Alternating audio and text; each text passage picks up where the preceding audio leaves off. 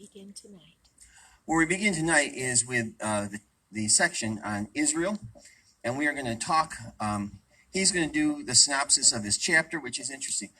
He doesn't come close to covering everything in the chapter. I thought the chapter was hysterical. Some of you parents may not appreciate some of the places he went. It's unfortunate. I'm sorry about that. Nothing the kids don't see in school, I'm afraid. So I'm not going to go to any of those places either. I'm just telling you that it's covered in the book.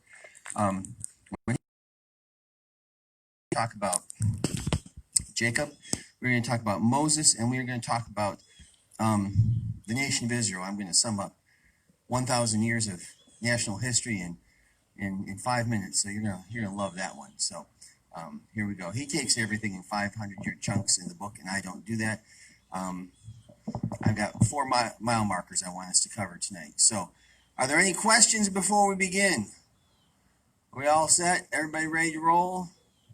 All right.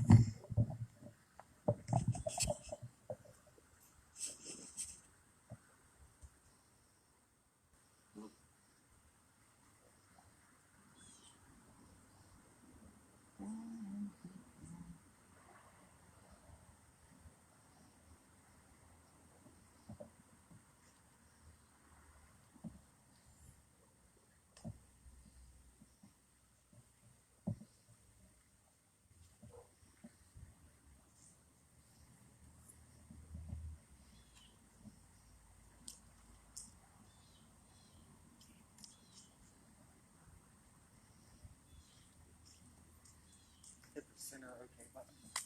I did.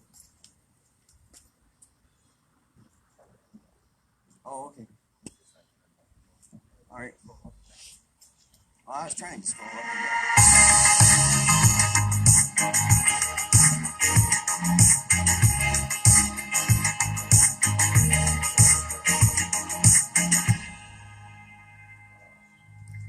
In the beginning, God created the heavens and the earth. All right. Where Just slide down. Get down. I did. One more time. There it is. Now hit it. Where do you see the mark? It's just red. Oh, okay. That's why I'm looking for a mark. Never mind.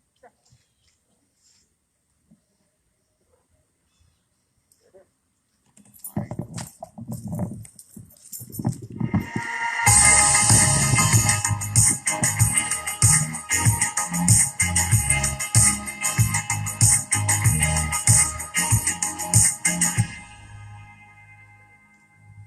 If somebody gave you the task of solving all of the problems on planet Earth, how would you go about doing that? That's everything from hunger and greed to long lines at the ladies' restroom. How would you solve all those problems? Earlier in the scriptures, we looked at creation and how God creates from and for loving, holy relationships. Then we looked at the fall, and that's where the problems of sin and death and shame entered into God's story. The third chapter is what we'll call the Israel chapter in God's story. And in many ways, as N.T. Wright says, Israel is a rescue operation to deal with the problems of sin and death that have entered into the story in Genesis chapter 3. But one of the things we see with Israel is something that we see throughout the Bible, is that when God wants to solve a problem, he often uses unlikely entities, unlikely people. He begins in Genesis chapter 12 after just this debris path from Genesis 3 to 11 where sin just multiplies and goes from an individual problem to a systemic problem. He chooses a guy by the name of Abram or Abraham. Abraham and Sarah can't have any kids. They've been barren for years. They're old. And yet God says that it's through their descendants, through Abraham's seed, that he will bless all of the nations of the earth. And we see this reality that in the scriptures is sometimes called the idea of election. And election is not the idea of voting for people in a voting booth, but it's this idea that when God works, he often chooses one out of the many for the sake of the many. He chooses Abraham and his descendants to be the ones that would bring redemption, good news to all the nations of the earth. And so in the scriptures, the idea of election is not so much God choosing one instead of the others, but God choosing one for the sake of the others. And we see that in the Israel chapter. One of the things I do with my students, because the Old Testament is big, it's daunting, it's gritty, it can be confusing, is to try to break down the story of Israel into 500-year chunks. It would be nice if history only happened in nice round numbers every 500 years, but we can do that a little bit with the story of Israel. It starts around 2,000 years before Christ, 2000 BC, with Abraham and Sarah. And God establishes a relationship. It's called a covenant with Abraham and Sarah. And as one scholar says, this covenant is this idea that God, through Israel, would bless all the nations of the earth, that through Abraham's descendants, he would bless all the nations so that he could save and redeem from every tribe and tongue. And the story of Abraham begins about 2,000 years before Christ. 500 years later, we find the descendants of Abraham, but they're not living sort of on top of the heap. They're not ruling the nations. They're actually enslaved in the land of Egypt. And so we go from Abraham to Egypt. And roughly 500 years later, this is where we meet a man by the name of Moses. And in many ways, the Old Testament, even Genesis itself, the Torah, the first 5 books, are birthed out of this event called the Exodus. And the story begins in many ways with a God who hears the cry of the oppressed, a God who hears the cry of slaves and redeems them from their oppression, redeems them from slavery. We see that in the Old Testament with Moses and the Exodus. We also see it in our own lives, that this is a God who hears the cry of the oppressed, and he wants to redeem us from whatever slavery, whatever bondage we find ourselves enslaved to. Abraham, Moses. Fast forward about another 500 years, and we have the arrival of 2 new events within the life of Israel. Roughly 500 years after the Exodus, we find the beginning of the kingship and the building of the temple within the land of Israel. Guys like David, Solomon, King Saul, the first king. And one of the things we see here is that God had never proposed that Israel should have a human king. God had said early on that he would be the king of this people. And yet, as we often do, we think we know better. And Israel wanted a human king that they could see and touch, that they could put up on a pedestal. And so God allows them to have one. This king also desired that they would build a house, a permanent building where God's name would dwell. And while this hadn't been suggested by God, God allows them to do that. And in some cases, he blesses that. He allows them to do that. And God's name rests in Jerusalem in the temple.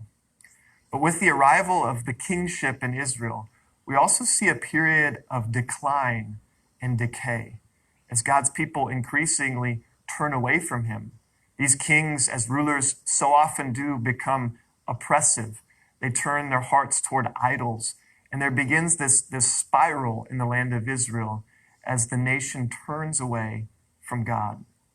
The voices of hope and reason during this period of sort of decline and decay are known as the prophets.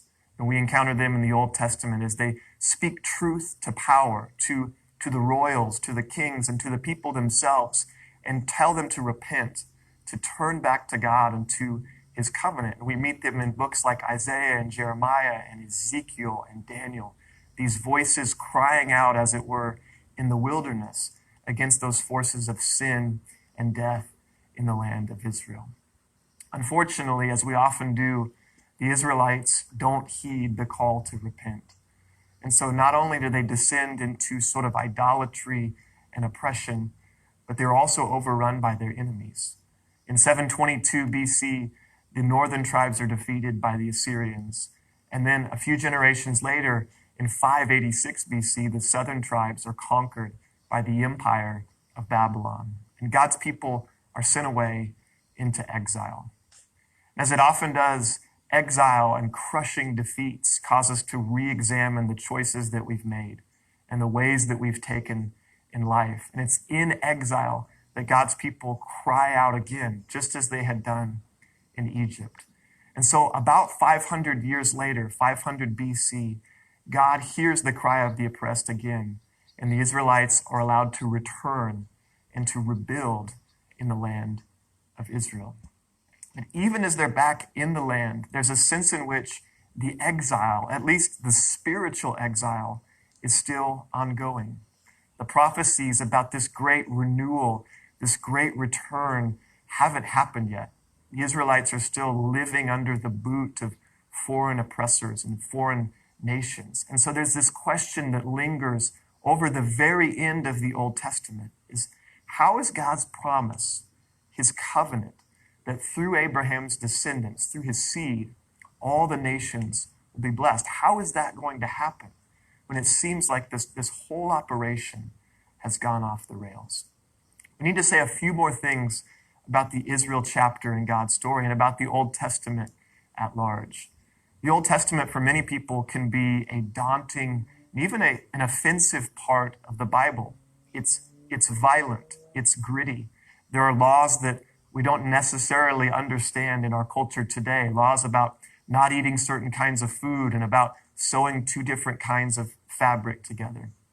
And it's helpful to remember a few things when we encounter these strange passages in the scriptures.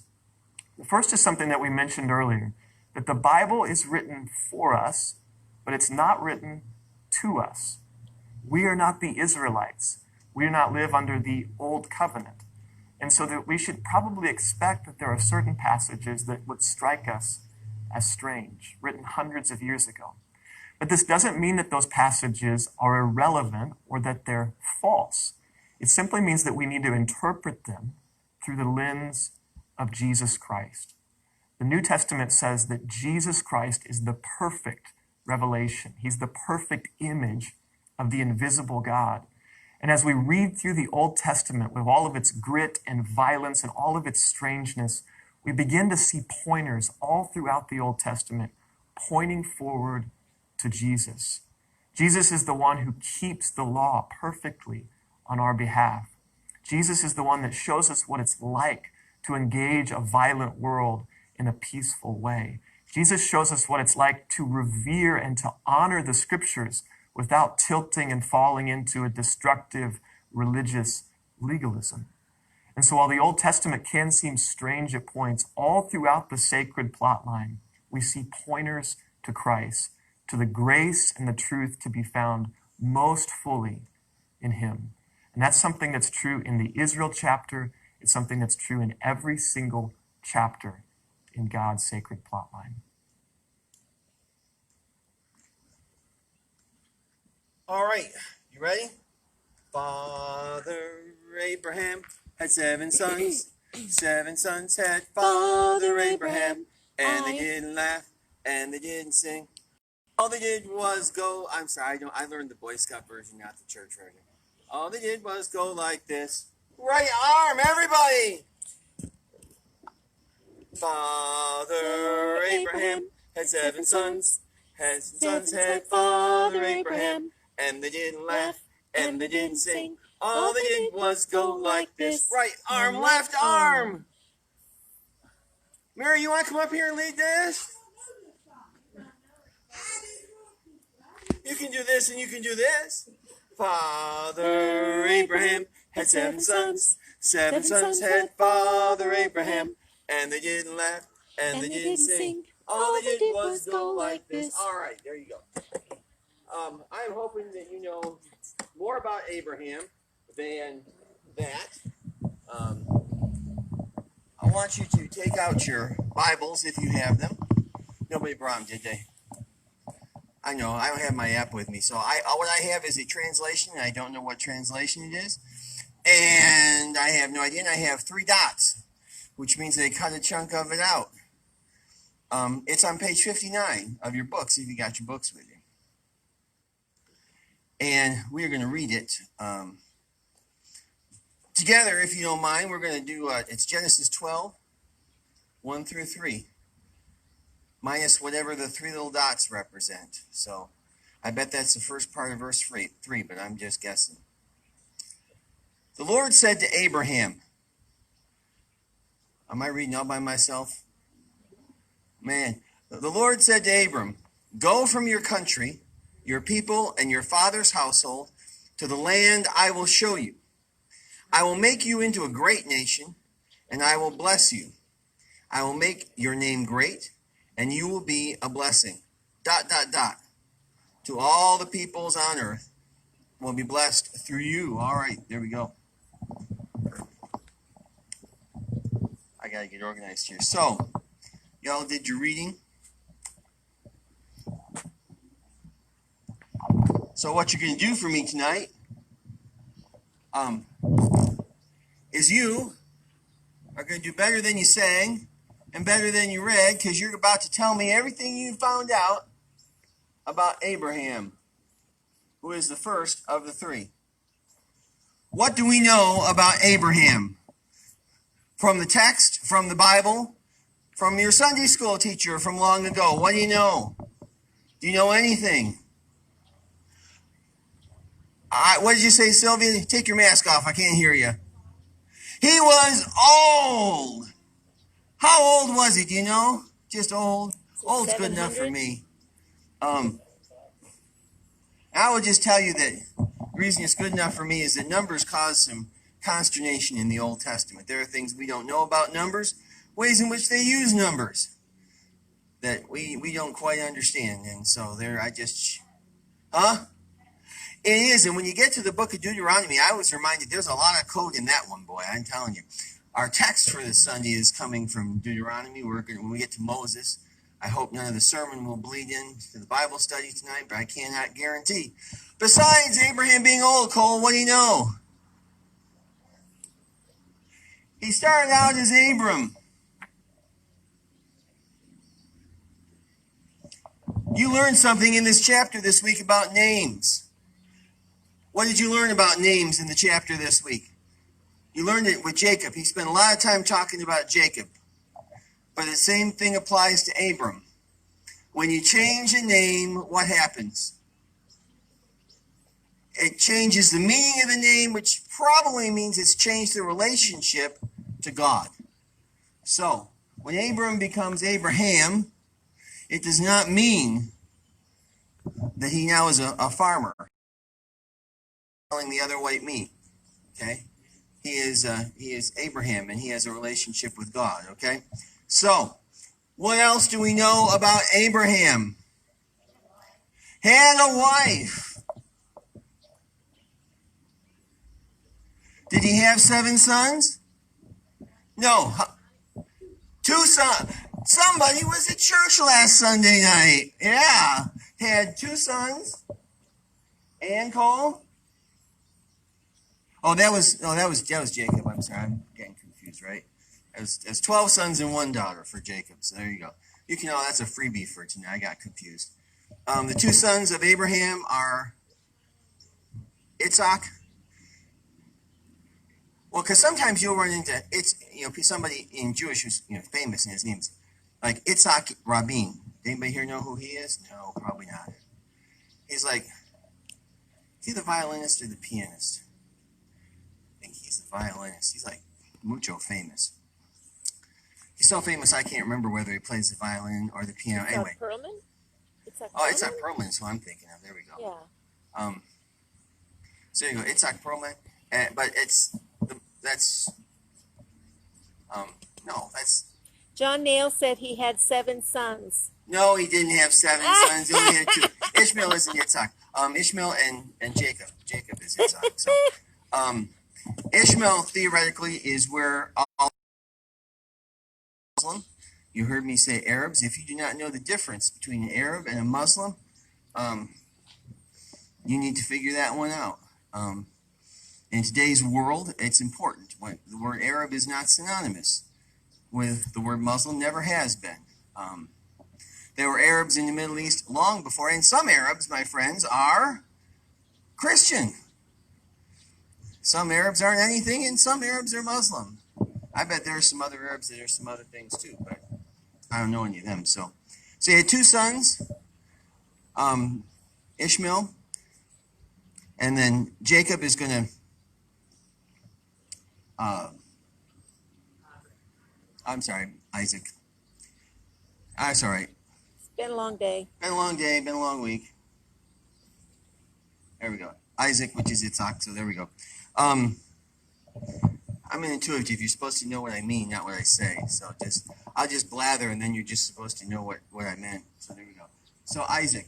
And there's all kinds of stuff with Abraham and the wife and not having a kid and the maid servant and all that stuff that gets really complicated. And you all can have lovely bedtime conversation over that tonight. I'm not going there tonight. To my folks who were with me when we did Susan Richter, the reason you're here tonight is to answer these questions, which is really fair 9 months later, to ask you a quiz. This is your pop quiz, your 9-month pop quiz. And now you all, the rest of you know how I do Bible study. We have 9-month pop quizzes. Why? Actually, we talked a little bit about it with Galatians and Paul. Why is Abraham important? Why is Abraham going to be important to Paul? Why is Abraham important at all? What does God give Abraham? A son. No, we got the son established. Oh, okay. What was that? A covenant, a promise. We're going to use the word promise because that's what we've used in Bible study up until now. A promise is a covenant. Abraham and his children and his descendants are the children of promise. When you get to Paul, Paul wants to make sure that you are not a child of the what, my folks who are with me? A child of the law. But he wants to make sure, and so he starts talking about Abraham so that he can talk about being a child of promise. The other reason Paul picks up and talks about Abraham is the reason you all read, right? Abraham is going to be a blessing to who? All the nations. All the nations. The field is wide. Second question. This is the last pop-up quiz question from 9 months ago. When we did Genesis with Susan Richter, what were the 3 things that she talked about that we lost in the Garden of Eden? When we got kicked out, what were the 3 things that humanity lost, that the entire Bible and the rescue mission is about restoring? Do you remember? Relationship. Relationship. So does that mean you lose all your cousins and your aunts? And tell me more. Relationship to God. Your relationship to God. So you lose your relationship to God. What else did we lose? That's a big one. But if we're going to get through the Old Testament, there are 2 more. Land. The Dwelling. We lost the place. We lost a place where we can walk with God in the cool of the evening, right? Now, this is the tough one. Took me a long time to try and remember because I didn't want to have to pull out the DVD or the book and look it up again. So it took me forever to remember the third one. What is the third one? It's not freedom, is it? No. No, we're going to get to freedom in a minute. That's Moses. What is the third thing that we lost? The relationship to God, the place to God. What? What did you say? Free food. No. Dwelling with God. I'm going to leave those up there because the other thing we talked about is the Old Testament is set up so that there are 3 encounters. There are 3 covenants, there are 3 promises, and this is not the first. You all remember? Oh, I came up with another pop quiz question. What's the first covenant? Comes before Abraham. Who comes before Abraham? Do you remember? The 3 covenants, the 3 promises, who are they? What was that, Sandy? Not Adam. No, he broke the promises. Who's the first one? Noah. Thank you, Cole, who wasn't in the class. That's good. That's good. So Noah is the first one. And Noah is the covenant. So what you're trying to do is get back these things. So with Noah, Noah walks with God. So with the Noahic covenant, you get a promise not to destroy things. So the relationship is kind of back. When you get to Abraham, he's the next guy, you get the land back. Okay? And when we get to Moses, who's almost up next. You get the tabernacle, and God comes and lives with his people. Okay? So, those are the three things that we lose and the three things that you need to regain as you move through the Old Testament. All right, where are my wrestlers? 1. I only have 1 wrestler here tonight. 2, 3, 4. All right, the 4 of you are going to fight now about who's going to answer the next questions, since the next questions are about the wrestler in the group. All right? Jacob. Jacob was a wrestler, right? Y'all caught that from the reading? Jacob was a wrestler? Let me check my notes. We skipped one with Abraham, but that's all right. We picked up a couple too. All right. Anybody know what their name means? Cole, do you know what your name means? It means what? No, not Jacob's name. What's your name mean?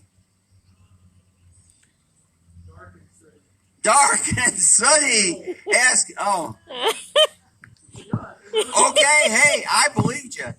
Moms and dads know these things. What do your kids' names mean? You have no idea? You just picked them blind? It's a long time ago. Trust me, I'm a parent. I understand these things. Ian means gift of God. Ian means gift of God. And just, have your kids gotten to the place where they hate their names yet? Oh, good. Okay, all right. Ours hates his name, so. Anyway. Anybody else know what their name means, Sylvia? Angie's an angel. All right. And what? Helper of mankind. All right. Well, she's kind of set up for the ideal wife thing, isn't she? Jeez. All right. Dark and black.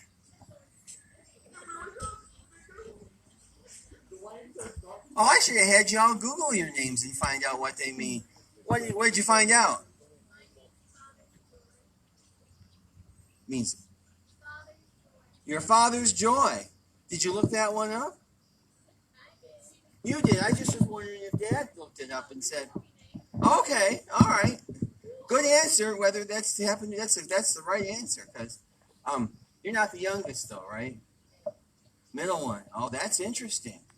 Because usually it's the youngest, the unplanned one that's Dad's joy. Mother's consternation and Dad's joy. Yeah. Yes, Dwayne? Okay. Ruler of the world. Ruler of the world. It's not quite ruler of the world, but that's close enough for Google. Yeah, that one's Donald. All right. Anybody got any other names? Sylvia? Yes. Yeah, it does. I wasn't sure, but Can you repeat what she said? Sylvia is Walker in the forest, because Sylvan is, or Silvus, I guess, it's tree, forest, yeah, in Latin. Yes, sir. I'm Jackson, and it means son of Jack. Son of Jack. Is your dad Jack? No. Okay. That was Jackson, Jackson, son of Jack.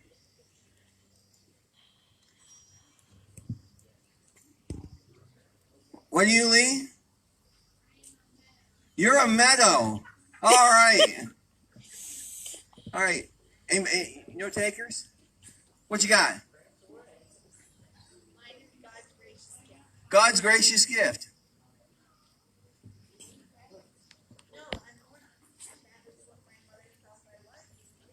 All righty. John Nail says his is gracious. John is gracious. Well, I also know that John is an anglicized version of Ian, so it would also go. Mm-hmm. Yep, because we looked all that stuff. We just weren't going to name our kid John Smith. I wasn't going to do that to him. Nor was he going to be Wesley, being the son of a Methodist preacher. I wasn't going to do that to him either. So, all righty. So now we come to Jacob, and we spend a lot of time with Jacob's name. Do your names tell who you are?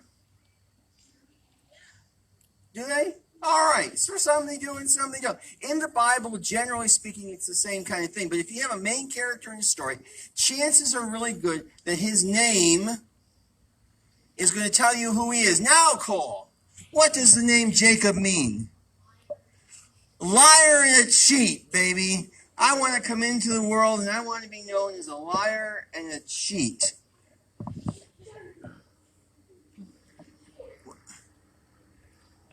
I see Jacob. I'm sorry. What did it say when you looked it up? A follower. Actually, it is heel grasper in Hebrew. It's heel grasper. And you get the liar and the cheat thing after the story. But in Hebrew, it's heel grasper. You know why he's heel grasper?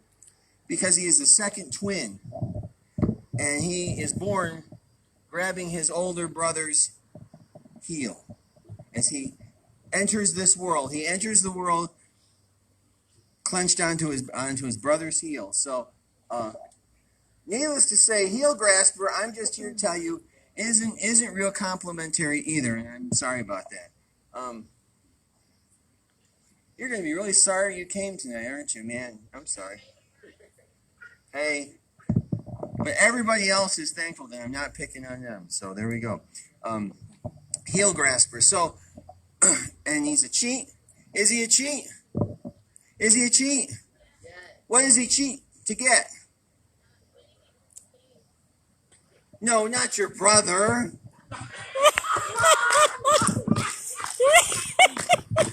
No, I mean the guy in this Bible. Now, he may cheat at games too. What games does he cheat at?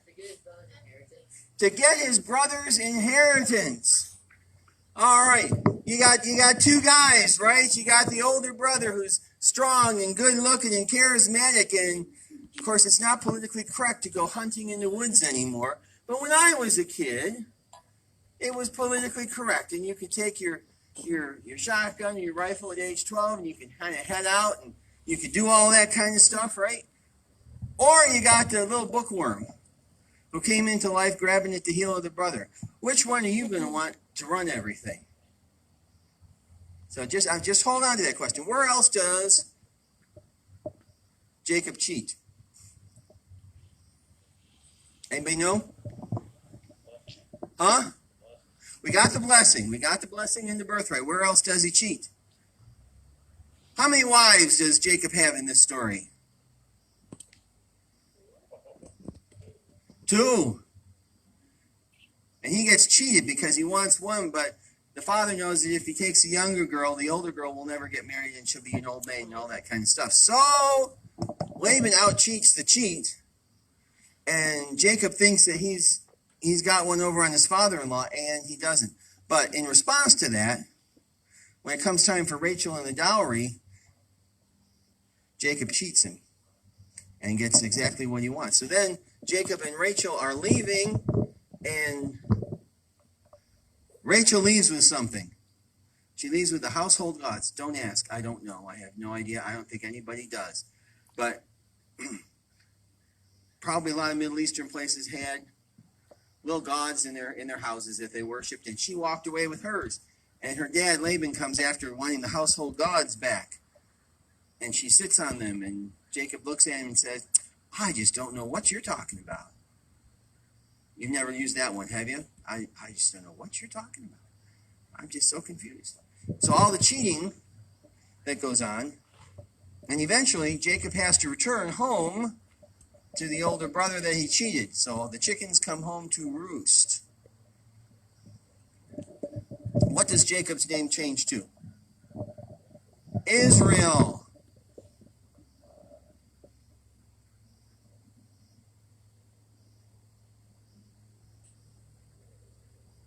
Why did I put my parentheses around my brackets? I put them around L, which is not a letter of the alphabet. That is the syllable for God. Like in Elohim, El Shaddai, El Elyon. Here I come. Anyway, Adonai. There we go. So Israel. So his name changes. Why does his name change? And it means he who has striven with God, he who fights with God, he who wrestles with God. So there you go. Your first wrestler in the biblical text is Jacob, and his opponent in the other corner.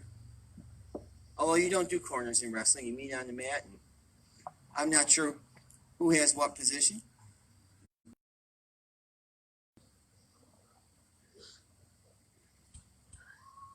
I'm sure God, being the just and merciful guy he was, gave Jacob the choice as to which he wanted, whether he was going to be on the top or the bottom. And then they wrestle. How long do they wrestle? All night. All night. Jacob wrestles with God. It doesn't say it's God at the beginning. Did you ever wrestle somebody from another school and you had no idea who they were, but by the end of the match you had figured out that they were the best wrestler the school produced? Never happened to you? No? You know more about him after you wrestle him than before you did, right? You know more about Jacob after he wrestles than you did before. And he struggles with God, and he wins. And there is a moral to this story, and it is an allegory. And Jacob is not letting go. No matter how difficult things get, he loses his hip in the process, and he's not letting go until God says that he will be with him. So there you have Jacob. Jacob is going to be the father of, what else do we know about Jacob? 12 sons and 1 daughter. That was your freebie for tonight. All right, 12 sons and 1 daughter. Not covered in your book, which is really weird. But I guess it's never really covered anywhere. Is the story of Joseph in the Amazing Technicolor Dreamcoat. You know about Joseph? And Joseph is he was at the time, he was the youngest son of Jacob. And the story unfolds, and it's about the 12 sons, and you find out, if you thought your family was bad, you should have grown up in Joseph's family. They're selling their siblings off into slavery. I can't even begin to tell you the trouble that family had, because it would not get a G rating. It's a horrible family. And yet we come back to that thing where God chooses a terrible family to carry on the promise, right? And you wonder why, and you wonder what's going on. So, with Jacob and his family, they all wind up in Egypt, and then you wind up with the third character for tonight, who is Moses. 500 years, as the author has said, have elapsed from Abraham to Moses, and 500 years are going to elapse in captivity, and there you are. And they get out of captivity, and Moses leads them on their way. So what do we want to know? I'm sorry. I'm rambling, and I should check my notes, because this really was all planned out.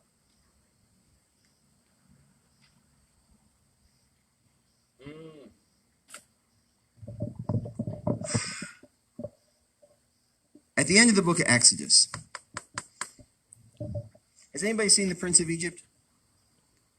2 of us, 3 of us, all right, 4. I forced my wife to watch it. And probably nobody has watched Cecil B. DeMille's The 10 Commandments. Have you guys watched The 10 Commandments? Surely you have. No? It's a long movie. They all end at the wrong place. Prince of Egypt ends after they part the Red Sea and they cross to the other side. Cecil B. DeMille ends after the golden calf incident. Where the story of Moses ends is in Exodus is actually it'll end where the text is on Sunday. But the story of Exodus will end with the building of a tabernacle. Anybody know what a tabernacle is? We have a couple here in town. Yes, sir. It is a portable church. It is a big old huge tent. Big old huge tent. Anybody go tent camping? Nobody. It's bigger than your tent, okay? No tent campers. All right. Oh, there you go. It's huge. You can go and you can read. And the purpose of the tabernacle is so that when you get to the Holy of Holies in the tent of meeting, God does what? Last thing. God dwells with his people. The problem is, where are the people now? They're in Egypt. Are they in the promised land? Oops, we've lost the land. How did that happen? We get God and we lose the land. Did we get a relationship with God back? It's a little dicey, but I think we managed to get that back. The golden calf incident was a little bit tricky, but I think we successfully got there. So at the end of the book of Exodus, you also have a covenant. You have the third covenant, which is the Mosaic covenant.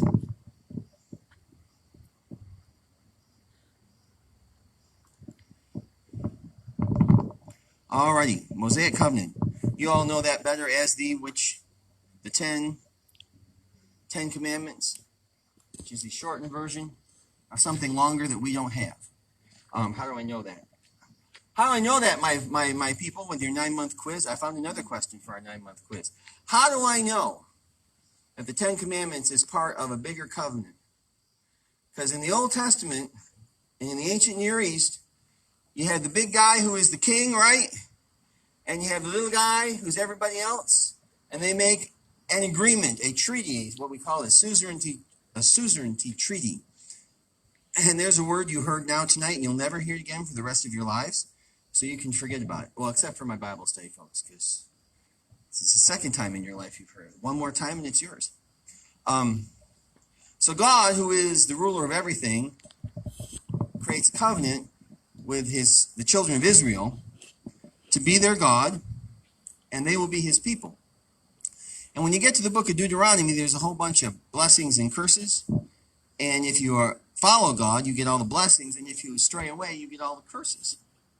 But by the time you reach the end of the book of Exodus, you have reclaimed everything that you lost in the book of Genesis. Everything that you lost in the book of Genesis, right? You got it all back. So, last thing we're going to talk about in a very short amount of time is Israel. What is Israel, my friends? What is it? Somebody besides Cole, tell me what Israel is. This is an easy question since the country still exists. Oops, there's the answer. It's a country. What do I want to know about the country? Who founded the country? Who founded the country of Israel? Close, but no cigar. Who founded Israel? Who put Israel on the face map? Why, when the Palestinians are over there trying to find space, do the Israelites give them such a hard time keeping any land? Because God gave them the land. And when God gives you the land, it becomes really difficult from your perspective to make room for anybody else. So Israel is ruled by some kings. Do you know any kings? Anybody know any kings of Israel? Who do you know? Who do you know? What? David. Who else do we know? Solomon. Oh, we got two of the big three. Saul. And Saul. Does God want there to be a king over Israel? No. Absolutely not. Who is the king of Israel? That would be God. He's the guy who made the treaty. So, peer pressure. Do they still talk about peer pressure in school? They did 10, 15 years ago ad nauseum. Peer pressure, peer pressure. Oh, of course now it's like bullying. Bullying, bully, bully. We had bullies when I was in school, and they'd meet you in the empty lot after school, poke your nose out, and it was over. I'm just saying that's how it was. Peer pressure. Let me tell you something about the ancient Near East. When I say the ancient Near East, I'm talking about what today is like Turkey and Israel and Egypt and oh, I'm going the wrong way. The countries kind of go this way, but the Mediterranean Sea comes in like this, and they all go around there. So there's Assyria, and there's Babylon, and there's Egypt, and those are the big ones, and there's some smaller ones. How they're all set up is that you have a king who is a god. Nobody here has seen the movie 300, right? Have you seen it? You've seen it? Okay, the adults, okay. In the movie 300, you have Nebuchadnezzar shows up, right? And he is not just the king of all Persia, right? He is a god. And for those of us who've seen 300, you understand what that means when he shows up with the Greeks and he makes them an offer they can't refuse. It's like he's the mafia. So what happens is in ancient Near East is the king becomes the god, or the king, as in Egypt, the king becomes the mediator between the gods and the people. And so what happens is there's a little bit of confusion in the ancient Near East, and God doesn't want confusion. He doesn't want them to be confused about who their God is. So he doesn't want a God, but he caves. Okay? And they get some kings. How does Saul's reign end? Anybody know? Come on, you guys went to Sunday school. Was that Sandy? Fall on his sword. I think you are. Yeah. And David, how does David end? Yes, sir. Does he die? He dies. That's the important thing. He dies. Okay? And he dies miserably and horribly in battle, along with his son Jonathan. Okay? Oh, no, that's David. Let's get to David and Jonathan. How does David end his days? That's who he was talking about. Oh, you're talking about he David? dies. Okay, sorry. And then we get to Solomon. I have no idea how Solomon dies. But he obviously was too rich to die and too smart. And he was such an amazing king that as soon as he dies, his kids divide up the kingdom in half. And there's a northern kingdom and then there's a southern kingdom. So when you're doing Old Testament stuff, there's a northern kingdom, which is all the 11 tribes, and then the southern kingdom, which is Judah. And that's where David came from, and that has the temple and Jerusalem and all that stuff. And that's the southern kingdom. While I was in Israel this spring, I got to go to Jeroboam's palace, who is Solomon's son. All that's left is a bunch of stones, but the temple. Jeroboam had a problem with everybody going to Israel, to Jerusalem. Where is Jerusalem? It is in the southern kingdom.